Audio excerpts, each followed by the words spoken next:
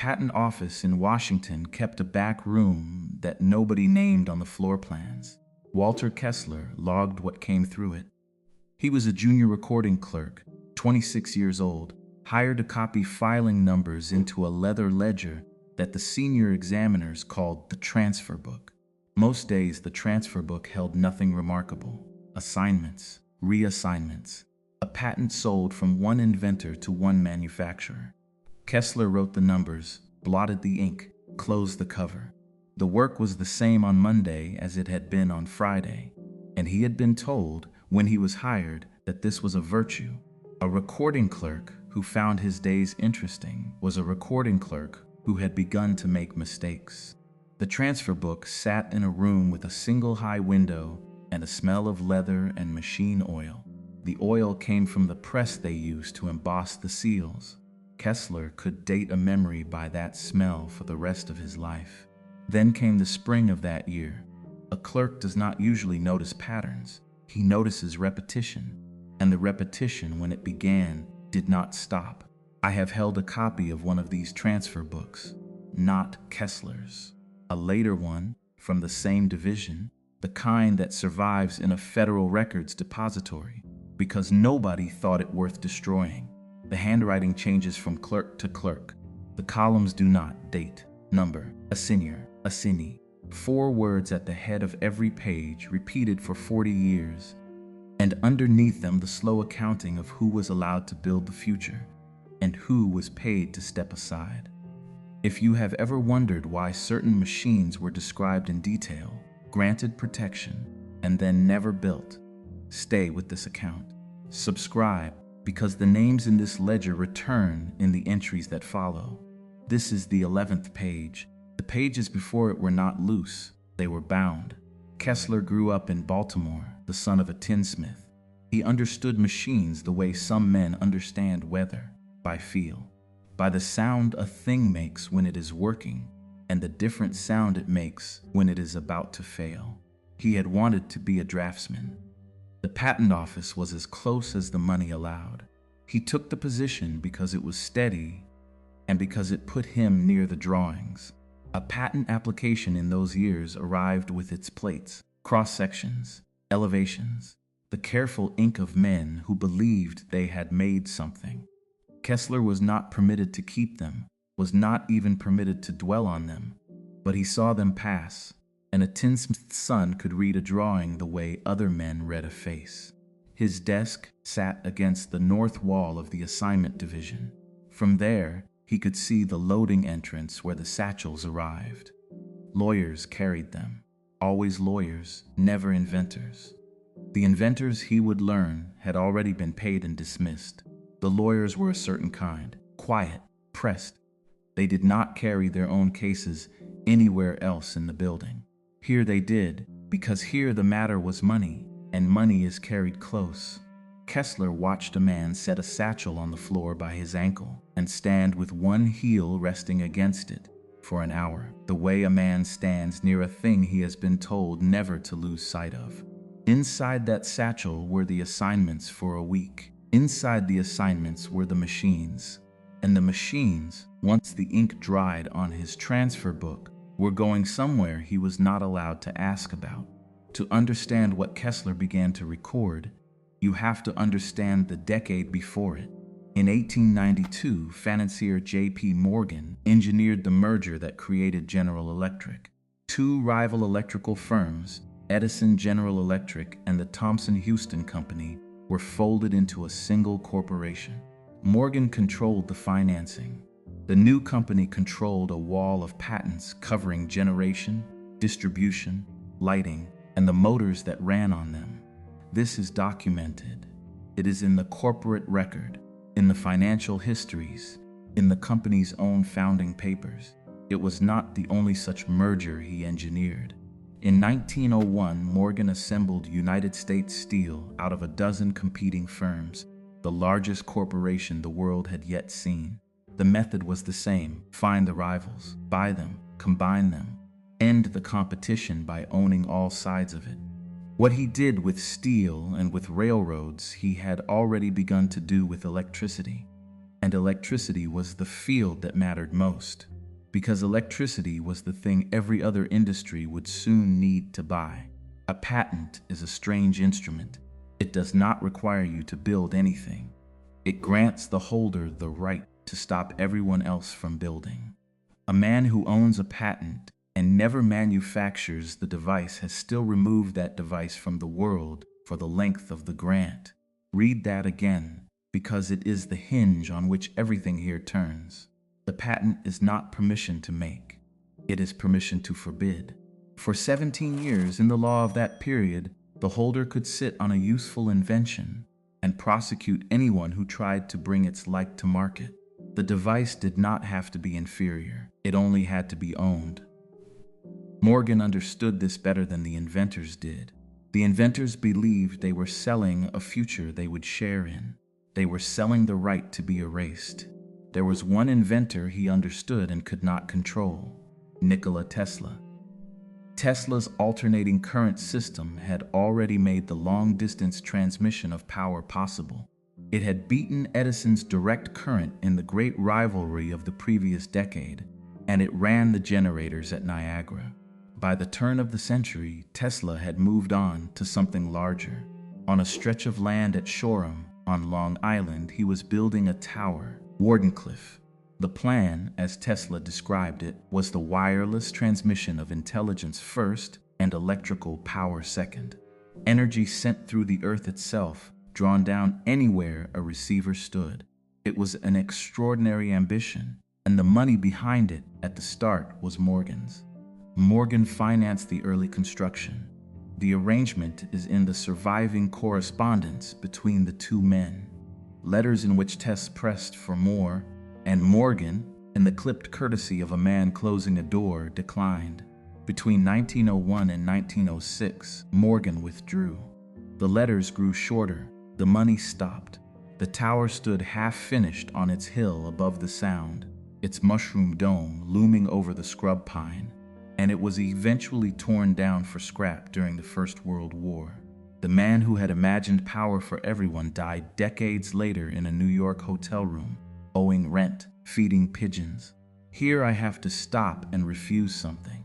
I will not tell you that Wardenclyffe would have given the world free electricity, and that Morgan buried a miracle. That is the version that travels fastest, and it asks the least of you. The honest record is narrower and stranger. Tesla's wireless power was real as a principle. He demonstrated the transmission of energy without wires on a small scale, and the physics was sound at that scale. But the system he proposed for the planet was never proven to work, never metered, never made to pay. Morgan was a financier. He withdrew from a venture that could not be sold by the unit. That is not a miracle stolen. That is capital behaving exactly as capital behaves. What I will tell you is what Walter Kessler wrote down, because the funding withdrawal at Wardenclyffe was one event. The transfer book recorded 1,000 more. The pattern began with a cluster of filings in March. 3 patents arrived for assignment in a single week. All 3 covered improvements to electrical generation, methods of producing current with smaller machines and less fuel. The inventors were obscure men from 3 different states: a machinist in Ohio, a school teacher in Pennsylvania who tinkered after hours, a man in Indiana whose occupation the file did not record. They did not know one another. There was no reason their 3 small inventions should arrive in the same week, assigned to the same buyer, but they did. The buyer in all 3 cases was the same holding company. Kessler copied the company's name into the ledger and noticed it for the first time. It was a name that meant nothing on its face, a string of words chosen to mean nothing, the kind of name that exists only on paper, with no factory behind it and no product in front of it. The next week, 4 more. A week after that, 6. The inventors continued to be obscure. The buyer continued to be the same. And in every case, the patent concerned the generation of electrical power. A better dynamo, a cheaper coil, a way to wring more current from less coal. He started keeping a private tally on a separate sheet, folded into the back of his own notebook. not the official transfer book, his own. He wrote the patent number, the subject, the seller, and the buyer, where the official entry said only assignment recorded. His sheet said what the device was meant to do. By June, the tally held more than 200 entries. This is the part of the account that asks for care, so I will be plain about what is solid and what is inference. The transfer of patents to holding companies in this period is documented. Patent assignment records survive. What Kessler added was attention. A clerk noticing that an unusual share of these assignments concerned a single field, and that the field was electrical generation, and that the buyers traced back through layers of holding companies toward the same banking interest. He could not prove the destination from his desk. He could only record the volume, and the volume was the anomaly. A patent bought to be used moves into a factory. There are follow-on filings, improvements, refinements, the small adjustments a working device generates. A patent bought to be shelved produces nothing. No improvements, no license to a manufacturer, no product reaching the market, just the assignment and then silence. Kessler began to mark these. Bought silent, bought silent. He could check the silence in a limited way from his own desk. When a patent went into production, the world generated paper about it. License records, litigation, the slow churn of a thing that was being made and sold and argued over. A patent that had been bought and then made would have left a wake. Kessler watched for the wake. With these, there was none. The number went into the holding company, and the device went out of the world, and the only trace it left was the entry in his book and the duplicate entry on his folded sheet. He started timing them too, the interval between the grant of a patent and its assignment. With an ordinary invention, that interval was long and ragged. A man held his patent, looked for a buyer, negotiated, took his time. With these, the interval was short and regular. The patent was granted and the assignment followed almost at once, as if the buyer had been waiting at the door of the patent office for the grant to issue, as if the purchase had been arranged before the invention was even protected. The folded sheet grew. He noticed something else. The men who sold were not paid like men selling a small invention. The figures, when a lawyer mentioned one within his hearing, were large. Larger than the device could have earned in years of manufacture. He came to understand that the inventors were not being paid for what they made. They were being paid to stop. One afternoon, a senior examiner stood at Kessler's shoulder longer than usual. "You're copying slowly today," the man said. "There's a great deal coming through." The examiner looked at the satchel on the loading floor. "There is," he said, "and it is none of our concern what becomes of it. We record. We do not interpret." Kessler said nothing. But that evening he copied his folded sheet a second time and left the duplicate at his mother's house in Baltimore. The third witness in this account is not Kessler. It is a draftsman named Albert Renner, who worked across the city at a General Electric engineering office and whose recollections were set down years later in a memoir that never found a publisher. The manuscript survives in a family collection. I treat it as testimony, not proof. One man's memory, written long after, with all the softening that memory performs. Renner described a drawer, a flat oak drawer in a room the draftsmen were not assigned to enter. He had seen inside it once, sent in to retrieve a roll of paper by a supervisor who forgot the room was restricted. The drawer held drawings, finished beautiful drawings of machines he did not recognize, signed by inventors whose names he had never heard. None of them, he wrote, was in production. None of them, as far as he ever learned, ever would be. He remembered one in particular. A generator design, he thought, though not like the ones the company built. Compact, strange in its proportions. He stood over it long enough to register that it was good work. The hand of a man who knew what he was doing. And then the supervisor's voice came down the corridor, and he rolled it back into the dark and shut the drawer and never saw the room again. "We built what the company sold," Renner wrote. "These were the things the company had bought. so that no one would sell them. He returned to the thought near the end of the manuscript. A young man asked me once whether we were inventing the future. I told him no. I told him we were deciding which parts of it the public would be permitted to see. He laughed. He thought I was being clever. I was being precise. It is a few lines in an unpublished memoir. I will not build a monument on it. A memory written down 40 years after the fact is a soft thing, and Renner may have shaded it, may have made himself wiser in the telling than he was in the moment. But it sits beside Kessler's folded sheet, and the two men never met, and they describe the same shape from two different rooms. One watching the patents go in, the other watching where they came to rest.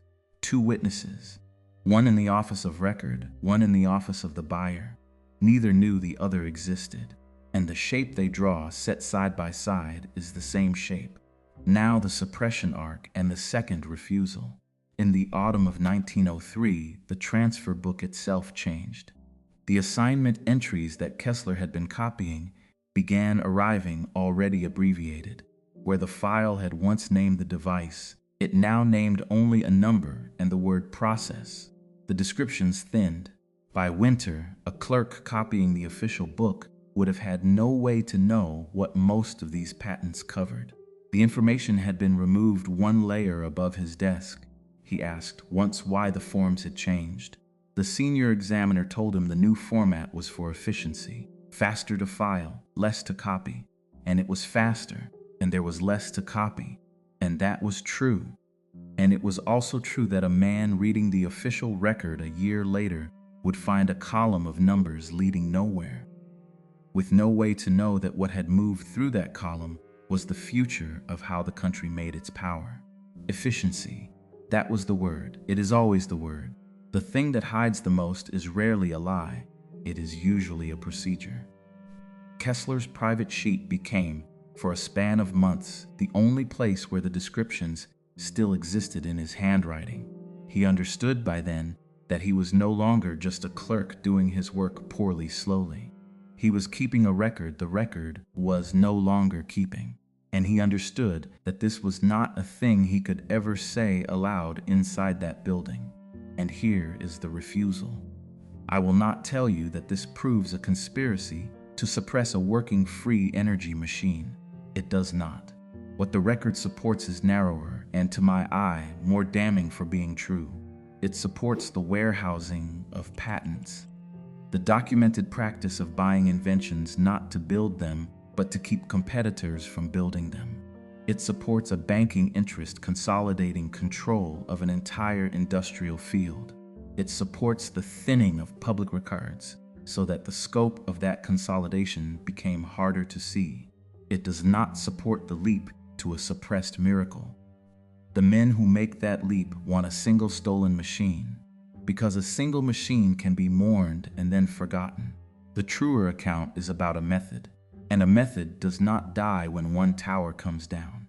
It is still in use. That is the implication, and it reaches into the present. Patent warehousing did not end in 1910. The term used now is the patent thicket. Large holders accumulating thousands of grants, many never built, deployed to block rather than to build. The patent office still records assignments. Holding companies still buy filings by the hundred. The drawer Renner described has descendants in every industry where a few firms hold the field.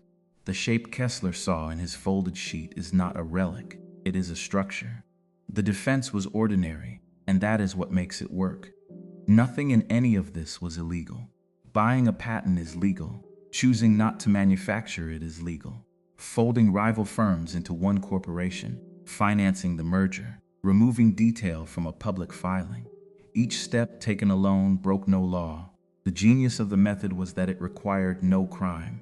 It required only money and patience, and the willingness to let useful things sit in a drawer. Kessler left the patent office in 1907. He took the folded sheet with him. He never published it, never sold it, never spoke of it beyond his family. He became a draftsman, after all, in a small firm in Baltimore, and he died in 1948 with the duplicate still in a box in his mother's old house. The box was not destroyed. The transfer book was not destroyed. General Electric's founding papers, Morgan's correspondence with Tesla, the assignment records in Washington. None of it was burned. That is the thing people misunderstand when they reach for the word conspiracy. The evidence of consolidation was never hidden in the way a crime is hidden. It was filed, cataloged, bound and shelved and left where anyone could find it, in the certainty that almost no one would look. The archive was never destroyed. It was just buried. There is one more entry I want you to carry forward. In Kessler's folded sheet, near the end, there is a note in the margin that has nothing to do with patents. It refers to a sealed shipment, logged in 1909, routed through a holding company, tied to the same banking interest, consigned to a mine in the Vanderbilt holdings. He did not know what was in it. He recorded that it existed. That shipment is the next page. The archive was never destroyed. It was just buried. We only have to keep turning the pages.